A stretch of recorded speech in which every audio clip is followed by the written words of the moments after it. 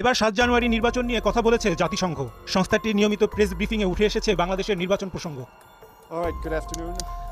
স্থানীয় সময় মঙ্গলবার সাংবাদিকের এক প্রশ্নের জবাবে বাংলাদেশে গণতন্ত্র সুসংহত ও অর্থনৈতিক অগ্রগতির জন্য প্রতিটি মানুষের মানবাধিকার নিয়ে কথা বলেন জাতিসংঘের মহাসচিবের মুখপাত্র স্টেফেন ডুজারিক। সম্মানিত দর্শক মণ্ডলী, বাংলাদেশের দ্বাদশ জাতীয় সংসদ নির্বাচন শেষ না হতেই জাতিসংঘের কঠিন হুঁশিয়ারি বার্তা এবং নিষেধাজ্ঞা নিয়ে যে ভয়াবহ তথ্য দিয়েছেন জাতিসংঘের প্রেসিডেন্ট, ভিডিওর মাধ্যমে আপনারা দেখতে পারবেন যে জাতিসংঘ থেকে যে ভয়াবহ তথ্যগুলো দিয়েছেন এবং নিষেধাজ্ঞা নিয়ে যে হুঁশিয়ারি বার্তা দিয়েছেন, সম্পূর্ণ ভিডিওতে দেখলে অবাক হয়ে যাবেন।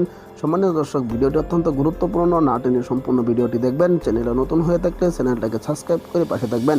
ভিডিওতে একটি লাইক দিয়ে দেখতে থাকুন সম্পূর্ণ ভিডিওটি। দ্বাদশ জাতীয় নির্বাচন শেষ হলেও এখনও কাটেনি এর রেশ। প্রতিদিনই নির্বাচন ইস্যুতে নিজেদের প্রতিক্রিয়া জানাচ্ছে বিভিন্ন দেশ ও সংস্থা। এবার ৭ জানুয়ারি নির্বাচন নিয়ে কথা বলেছে জাতিসংঘ। সংস্থাটির নিয়মিত প্রেস ব্রিফিংয়ে উঠে এসেছে বাংলাদেশের নির্বাচন প্রসঙ্গ।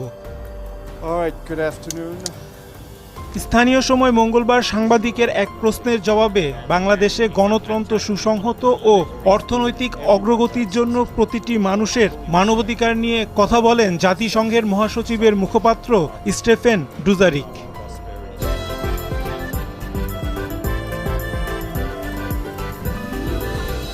Secretary General calls on and very publicly for all parties to reject সহিংসতা বন্ধ করে মানবাধিকার নিশ্চিত করতে একেবারে প্রকাশ্যে সব দলের প্রতি আহ্বান জানিয়েছেন জাতিসংঘ মহাসচিব। একই সঙ্গে প্রতিটি মানুষের আইনি সুবিধা পাওয়ার ক্ষেত্রে পূর্ণাঙ্গ শ্রদ্ধা নিশ্চিত করার তাগিদ দিয়েছেন।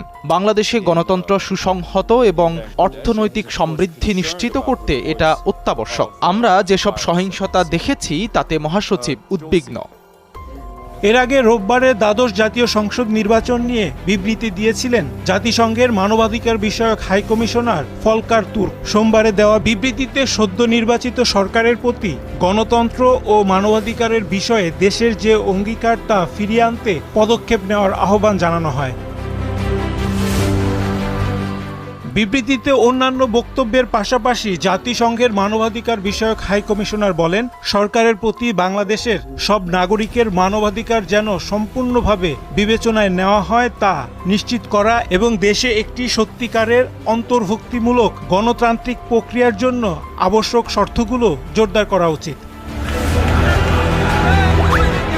এ সময় তুর্ক আরও বলেন, এসব ঘটনার স্বাধীন তদন্ত হতে হবে এবং দায়ী ব্যক্তিদের স্বচ্ছ ও বিচার প্রক্রিয়ার মাধ্যমে বিচারের মুখোমুখি করতে হবে। নির্বাচনের প্রচার ও ভোটের দিন বিধি লঙ্ঘন ও সব নিয়মের পুঙ্খানুপুঙ্খ ও কার্যকর তদন্ত হতে হবে। জাতিসংঘের মানবাধিকার বিষয়ক হাই কমিশনার বলেন, বাংলাদেশে অনেক ত্যাগের মাধ্যমে গণতন্ত্র অর্জিত হয়েছে এবং সেটা যেন এখন লোক দেখানো না হয়ে পড়ে। বাংলাদেশ উন্নয়নের ক্ষেত্রে রোল মডেল হিসেবে আবির্ভূত হয়েছে বলেও উল্লেখ করেন তিনি। সম্মানিত দর্শক, আশা করি সকলে পুরো ভিডিওটি দেখলেন। ভিডিও সম্বন্ধে অবশ্যই আপনাদের মূল্যবান মতামত কমেন্টে জানাবেন।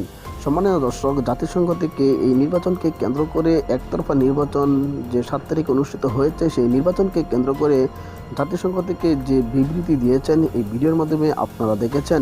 সম্মানিত দর্শক, এই বিষয়গুলো নিয়ে অবশ্যই আপনাদের মূল্যবান মতামত কমেন্টে জানাবেন।